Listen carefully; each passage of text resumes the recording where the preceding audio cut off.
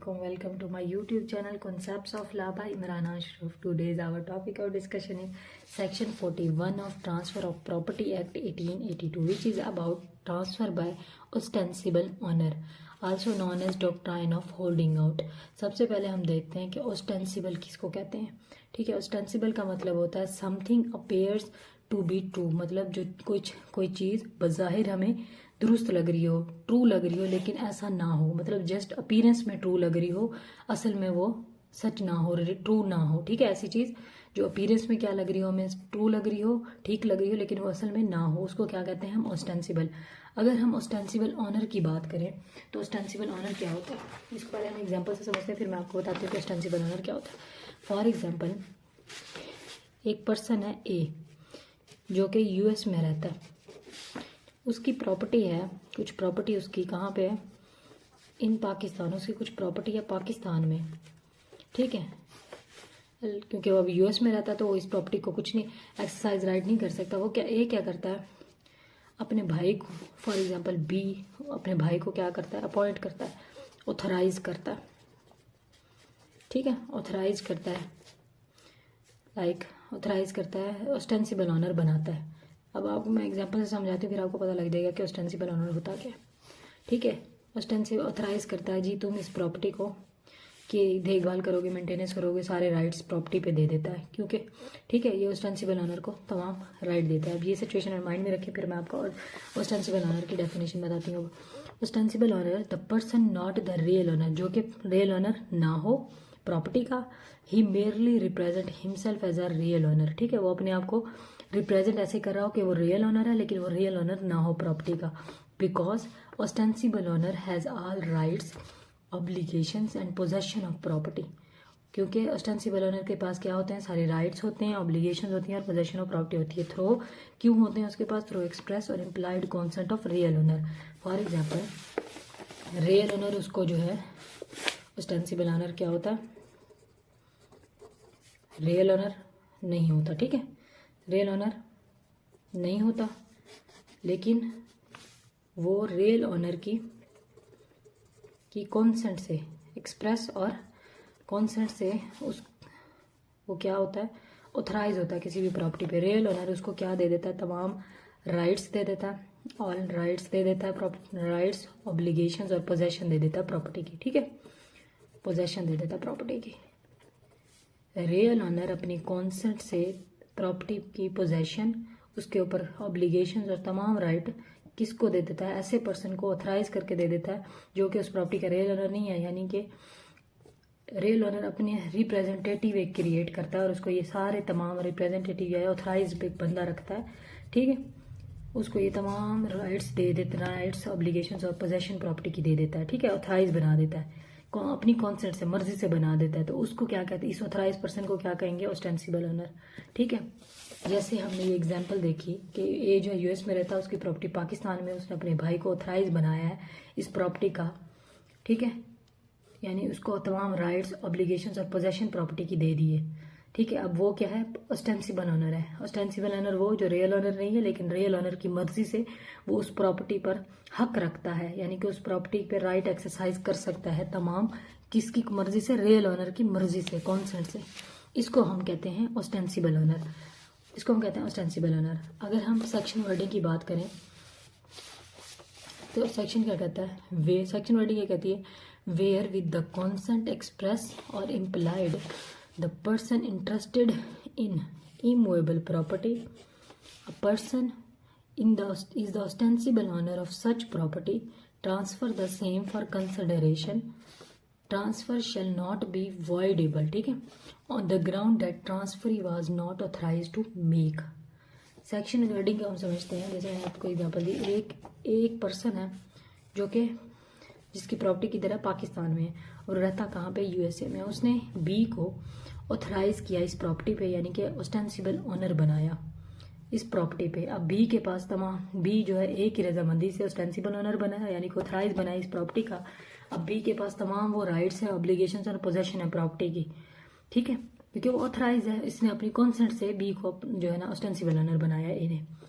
अगर बी जो है किसी थर्ड पर्सन सी को ये प्रॉपर्टी क्या कर देता है, ट्रांसफ़र कर देता है। ठीक है, प्रॉपर्टी क्या देता है, सी को ट्रांसफ़र कर देता है, कंसिडरेशन ले लेता है, यानी कि कुछ अमाउंट लेके प्रॉपर्टी जो है ना, कुछ अमाउंट या प्रॉपर्टी की जितनी भी वैल्यू है वो लेके प्रॉपर्टी ट्रांसफ़र कर देता है किसी सी पर्सन को। ठीक है, तो सेक्शन 41 क्या कहता है, ये जो बी ऑस्टेंसिबल ओनर है उस प्रॉपर्टी का, जो उसने ट्रांसफ़र अगर किसी थर्ड पर्सन को प्रॉपर्टी की है, तो सेक्शन 41 के अकॉर्डिंग ये ट्रांसफ़र क्या है, वैलिड है। सेक्शन 41 क्या कहता है कि जो ट्रांसफ़र बी ने ऑस्टेंसिबल ओनर ने प्रॉपर्टी को किया है, सी किसी थर्ड पर्सन को किया है, तो उस ट्रांसफ़र को हम वॉइडेबल नहीं कह सकते, इस बिना पे कि जी बी जो है वो रियल ओनर नहीं था। ठीक है, इस बिना पे ये ट्रांसफ़र जो बी ने सी को किया है ये वॉइडेबल नहीं होगा, ये इस रीज़न पे कि जो बी जो है रियल ओनर नहीं है, ये सेक्शन 41 हमें कहता है। ठीक है, ये देखें ना, for consideration transfer shall not be voidable, transfer क्या होगा, वो वैलिड ही होगा। अब ए ये नहीं कह सकता जी ये बी ने मेरी मर्जी के खिलाफ जाके सी को प्रॉपर्टी ट्रांसफ़र कर दी है, ये ए को पहले सोचना चाहिए था जब उसने बी को ऑथराइज्ड बनाया था, ऑस्टेंसिबल ऑनर बनाया था, जब तमाम राइट प्रॉपर्टी के पोजेशन और ऑब्लिगेशन प्रॉपर्टी को बी को दी थी। तो अब ए ये क्लेम नहीं कर सकता जी मैं अब रियल ओनर हूँ, बी ने मेरी मर्जी के खिलाफ मुझे बताए बगैर ये प्रॉपर्टी सी को ट्रांसफ़र कर दी है, तो ये ट्रांसफ़र जी है वॉइडेबल है, क्योंकि बी के तो ऑथराइज ही नहीं है, ये नहीं कह सकता ए, क्योंकि ए को भी ये पहले सोचना चाहिए था जब वो इसको बी को ऑस्टेंसिबल ऑनर बना रहा था। ये जो बी ने प्रॉपर्टी ट्रांसफ़र की है वो वैलिड है, वो वॉइडेबल नहीं है। ठीक है, according to section 41।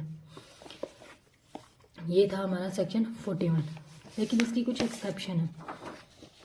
Transferee exception क्या है कि transferee has acted in good faith after taking reasonable care to ascertain that transferor had power to make the transfer.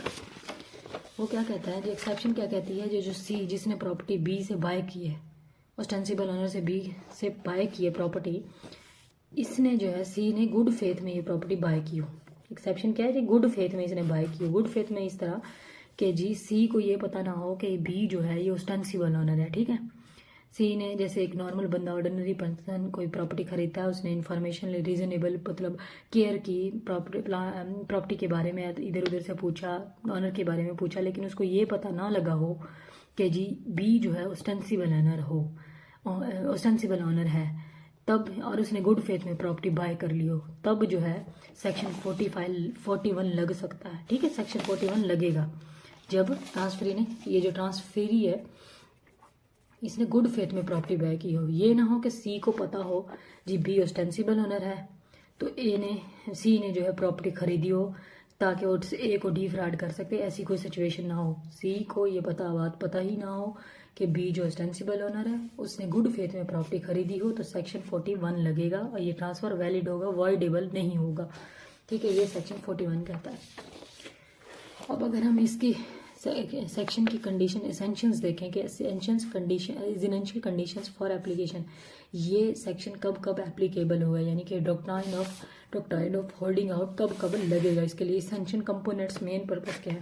पहला कंपोनेंट क्या है कि ट्रांसफीरियर जो हो ऑस्टेंसिबल ओनर हो। जैसे हमने कहा था बी ये ऑस्टेंसिबल ओनर है और ये प्रॉपर्टी ट्रांसफ़र क्या कर रहा है, सी को दे रहा है। ठीक है, तो एसेंशियल पहले क्या है कि जो ट्रांसफीरियर हो, यानी कि ये ट्रांसफीरियर है ना, जो कि प्रॉपर्टी ट्रांसफ़र कर रहा है सी को, वो क्या होना चाहिए, ऑस्टेंसिबल ओनर होना चाहिए। ठीक है, ऑस्टेंसिबल ओनर होना चाहिए। दूसरी क्या कॉन्सेप्ट है, दूसरी क्या है जो कॉन्सेप्ट एक्सप्रेस और इम्प्लाइड रियल ओनर, वो क्या कहते हैं कि रियल ओनर जो है उसने अपनी कॉन्सेंट के साथ, चाहे वो एक्सप्रेस हो या इम्प्लाइड हो, एक्सप्रेस प्लस इम्प्लाइड हो या फिर इम्प्लाइड हो, अपनी कॉन्सेंट के साथ बी को ऑस्टेंसिबल ऑनर बनाया हो उस प्रॉपर्टी का, अपनी मर्जी से बी को ऑस्टेंसिबल ऑनर बनाया हो। ठीक है, रियल ऑनर ने। तीसरी कंडीशन क्या है कि ट्रांसफ़र क्या होना चाहिए, कंसिडरेशन होने चाहिए। जो बी जो ऑस्टेंसिबल ऑनर है प्रॉपर्टी सी को ट्रांसफ़र कर रहा है तो वो बदले में कुछ कंसिडरेशन ले। ठीक है, कंसिडरेशन होनी चाहिए। तीसरा कंपोनेंट ये है। और चौथी क्या है, the transferee has acted in good faith, कि जो ये ट्रांसफरी है जिसने प्रॉपर्टी खरीदी है वो क्या करना चाहिए, गुड फेथ में बाय करे। ठीक है, उसको ये पता ना हो कि वो ऑस्टेंसिबल ओनर है या फिर इस तरह की कोई भी इंफॉर्मेशन उसको ना हो, वो गुड फेथ में बाय कर रहा हो, तब ये कंडीशन वैलिड होगी, ये एप्लीकेशन मतलब ये सेक्शन 41 एप्लीकेबल होगा। ठीक है, सेक्शन 41 क्या है? वो पर्सन ऑस्टेंसिबल ओनर जो कि रियल ओनर नहीं है, लेकिन रियल ओनर की मर्जी से वो ऑथराइज बना है उस प्रॉपर्टी का, और वो अगर प्रॉपर्टी किसी तीसरे पर्सन को ट्रांसफ़र कर देता है तो उस ट्रांसफ़र को वॉइडेबल नहीं माना जाएगा, ये सोच के जी वो बंदा जो ट्रांसफ़र कर रहा है, प्रॉपर्टी सेल आउट कर रहा है, वो रियल ओनर नहीं है। ये सेक्शन 41 हमें क्या बताता है? ये सेक्शन 41 हमें कहता है, this was all about section 41 of transfer of property act 1882 which is transfer by ostensible owner and doctrine also known as doctrine of holding out. Thanks for watching my video.